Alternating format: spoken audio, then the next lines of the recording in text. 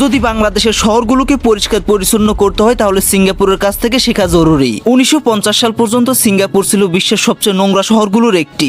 দেশের বেশিরভাগ মানুষই বস্তিতে থাকতো যেখানে টয়লেট বা ড্রেনেজের ব্যবস্থা ছিল না। মানুষ টয়লেটের বদলে বালতি ব্যবহার করত। মানব বর্জ্য, পশুর বর্জ্য এবং শিল্প কারখানার বর্জ্য ফেলার কারণে সিঙ্গাপুরের নদীর পানি একদম কালো হয়ে গিয়েছিল। কলেরা, টাইফয়েড ও টিবি রোগের মতো রোগে হাজার হাজার মানুষের মৃত্যু হচ্ছিল।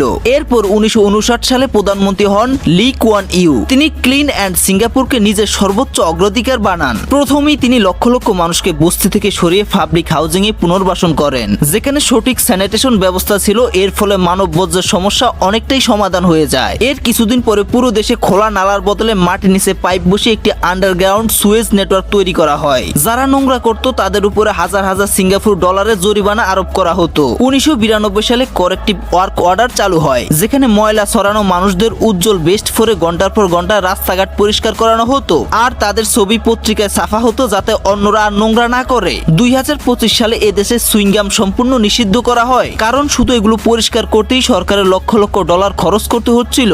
সিঙ্গাপুরের নদী পরিষ্কারের জন্য 1977 সালে 10 বছরের ডেডলাইন নির্ধারণ করা হয়। প্রায় 6,40,000 কিউবিক মিটার কাদা হাতে হাতে সরানো হয়। দূষণকারী কারখানা, শুকর ও হাঁসের খামারগুলোকে স্থানান্তর বা বন্ধ করে দেওয়া হয় এবং মাত্র 10 বছরের মধ্যে নদী এতটাই পরিষ্কার হয় যে সেখানে আবারও মাছ ও ওটার ফিরে আসে। আজ এইসব কৌশলের কারণেই সিঙ্গাপুর পুরো বিশ্বের সবচেয়ে পরিষ্কার শহরগুলোর মধ্যে একটি।